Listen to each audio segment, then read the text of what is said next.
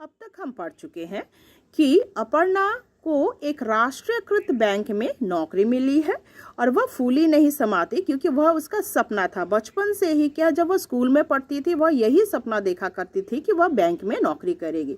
हालांकि 6 महीने पहले उसे कॉलेज में नौकरी मिली थी, वह नौकरी भी वह छोड़ देती है क्योंकि उसे ऐसा लगता था जो शिक्षक है वे सब क्या है, बासी और निरीह उसे लगते हैं। और जबकि बैंक के लोग उसे बहुत अच्छे लगते थे क्योंकि उसे ऐसा लगता था हाथों में क्या है, लाखों के रुपए होते थे, लाखों के रुपए गिनते थे, मगर फिर भी उनका मन कभी भी विचलित नहीं होता था। उसके आगे हम पढ़ेंगे, पेज नंबर 69 खोलिएगा। उसकी ड्यूटी मुख्य हॉल में थी। तो अपर्णा की ड्यूटी कहाँ थी? मुख्य हॉल में थी। कुल 25 मेज़ें थी। मेज़ें यानी टेबल, टोटल कितने? 25 टेबल्स थी। हॉल भरा भरा लगता, काफ़ी मतलब कर्मचारी तो थे ही, प्लस जो है वहाँ पर कस्टमर्स लोग भी आया करते थे, इसलिए हमेशा बैंक जो है भरा भरा लगता था। अपनी एक निश्चित जगह और अलग मेज देख अपर्णा को गर्व और संतोष हुआ। उसका खुद का भी टेबल था, उसे बहुत गर्व महसूस होता था। उसने घर जाकर माँ और पिताजी से कहा, जितनी बड़ी घर में चारपाई है उतनी बड़ी तो मेरी मेज है। वहाँ रोज लाखों रुपयों का टर्नओवर होता है। इतना बड़ा बैंक है। तो वह बहुत गर्व से फूली नहीं समाती थी कि इतनी बड़ी बैंक में वह काम करती है, वहाँ पे लाखों रुपए का क्या है, एवरी मतलब टर्नओवर होता है। तो वह हमेशा घर आकर क्या है, माता पिता के सामने अपने बैंक की काफ़ी तारीफ करती थी। वह कहती थी उसका जो मेज़ है, टेबल है, वह तो हमारे घर के चारपाई के समान बड़ा, मतलब काफ़ी तारीफ किया करती थी। माँ और पिताजी गौरवान्वित हुए। पिताजी माताजी वे भी बहुत खुश होते थे, बहुत गर्व महसूस करते थे, हाँ मेरी बेटी जो है इतने बड़े बैंक में काम करती है। हमारी बेटी ने अपनी लियाकत के बूते यह जगह पाई है। तो क्या है, अपने बलबूते मतलब मेहनत के द्वारा इस जगह वह आई है। हजारों ने इम्तिहान दिया। हजारों लोगों ने क्या है, एग्ज़ाम्स दिए। कई लोग एग्ज़ाम देते हैं पर कॉम्पिटिटिव एग्ज़ाम में, मगर सिलेक्शन तो बहुत कुछ लोगों का ही होता है, पर पास तो बिरले ही हुए। भगवान तुझे दिन रात तरक्की दे। तो क्या है, वह माता पिता हमेशा गर्व महसूस करते थे और कहते थे कि तेरी काफ़ी तरक्की हो। काम में मेहनत और एकाग्रता की ज़रूरत थी। दोनों गुण अपर्णा में थी।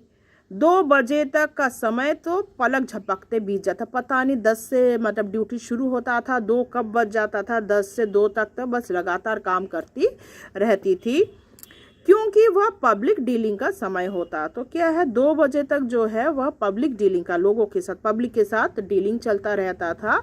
उसके बाद शुरू होता असली काम। वहाँ 2 बजे तक तो क्या है, पब्लिक के साथ डीलिंग चलता था और 2 बजे के बाद क्या है, असली काम शुरू हो जाता था, मतलब पब्लिक के साथ कोई काम नहीं होता था। गार्ड शटर बंद कर देता, अंदर पैसे का हिसाब मिलाया जाता, उसके बाद जो कलेक्शन होता था उसका हिसाब जो है मिलाया जाता। उस ज़माने में क्या है, इतना एडवांस नहीं हुआ करता था, हाथों से ही पैसे मिलाए जाते थे। अपर्णा तो वो ऐसे मशीन नहीं थे, मॉडर्न मशीन नहीं हुआ करते थे।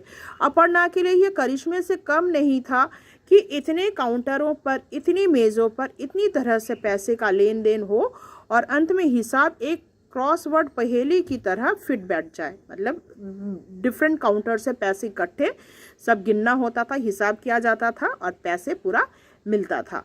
जब सारा हिसाब फिट जाता, 4:30 बजे तक की सारी कर्मचारी और अधिकारी फुर्सत में आ जाते हैं। ठीक है, अगर सब हिसाब मिल गया तो 4:30 बजे तक मिल जाता था और तब सब चाय पीते थे एक साथ बैठकर।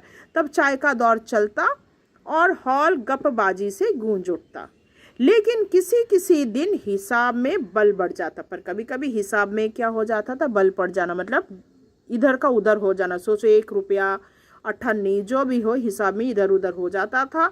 10 पैसे या 10 रुपए गड़बड़ निकली और सारा स्टाफ रोक लिया जाता। अगर 10 पैसे की भी गड़बड़ निकल जाती थी तो पूरे स्टाफ रुक जाते जब तक हिसाब नहीं मिल जाता।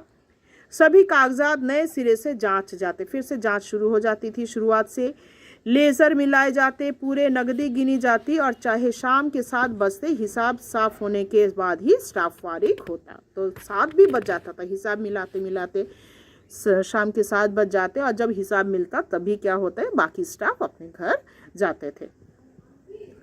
शुरू में अपर्णा को बड़ी हंसी आती। अरे अगर 10 पैसे का हिसाब गड़बड़ है तो अपने पास से मिला दो, बस छुट्टी। क्या है, 10 पैसे के लिए 7 बजे तक रुकने का क्या है, अपने जेब से 10 पैसे दे दो, हिसाब में क्या प्रॉब्लम है। ऐसा ही क्या अपर्णा सोचती थी। एक 10 पैसे के लिए घंटों मेहनत करते जाते हैं। कम है तो अपने पास से डाल दो, ज़्यादा है तो दराज में डाल दो, भूल चूक लेनी देनी।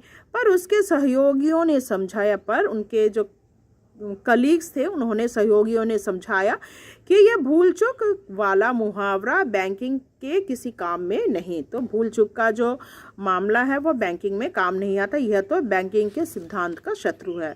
तो बैंकिंग के सिद्धांत का शत्रु क्या है, भूल चूक नहीं होना चाहिए। 10 पैसे, 1 पैसे का भी भूल चूक जो है बैंक में बैंकिंग के सिद्धांत के से नहीं हो सकता, यह शत्रु होता है।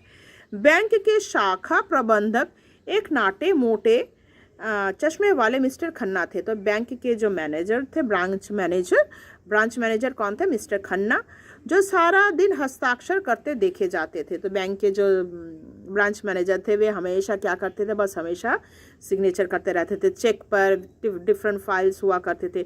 यह राष्ट्रीयकृत बैंक शहर के हृदय में स्थित था, एकदम सेंटर ऑफ द सिटी में था, इसलिए यहाँ व्यापारियों व्यवसायियों के छोटे बड़े खातों की भरमार थी। वे सुबह 10 बजे इंतज़ार करते मिलते, 10 बजे से सब खड़े रह जाते। पान चबाते वे अपने स्कूटरों पर या बैंक की सीढ़ियों पर खड़े होते, 10 बजे से लाइन देकर खड़े हो जाते थे।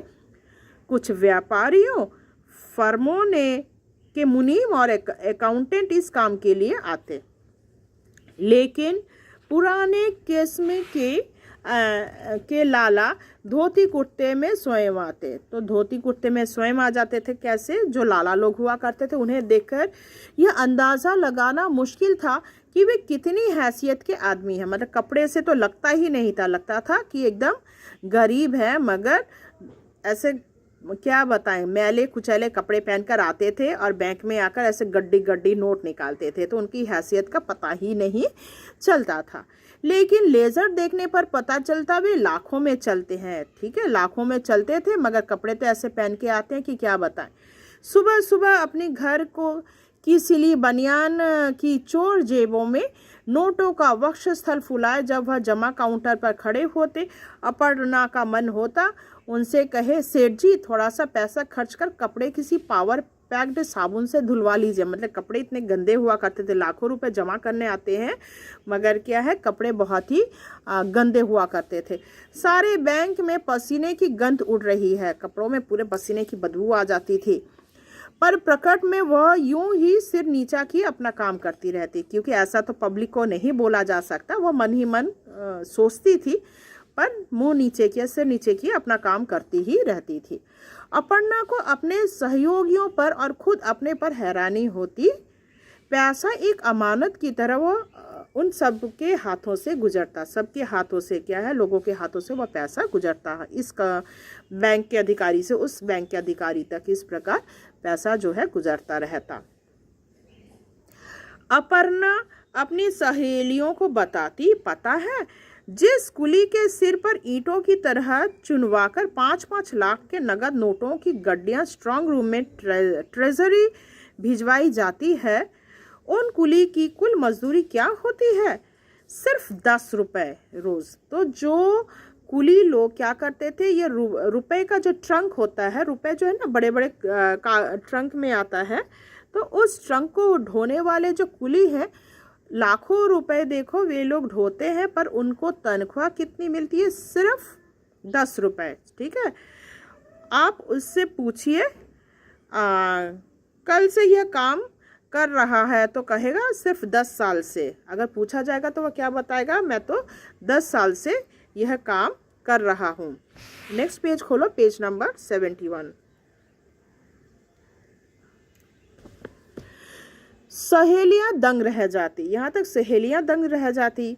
भाई इतनी मेहनत करती है, कमाल है, 10 साल में क्या एक भी बार उसकी नीयत खराब नहीं हुआ। इतने मतलब 10 सालों से कूली का काम कर रहा है, 10 रुपए मिल रहा है, लाखों रुपए सिर से मतलब क्या सिर में वह ट्रंक उठा रहा है, बैंक में ला रहा है, तो क्या उसके नियत में मन में एक बार भी नहीं आता कि भाई एक ट्रंक लेकर भाग जाऊं, चोरी कर लूं तो मेरा जिंदगी मालामाल हो जाए क्या, और उसके मन में एक बार भी नहीं आता।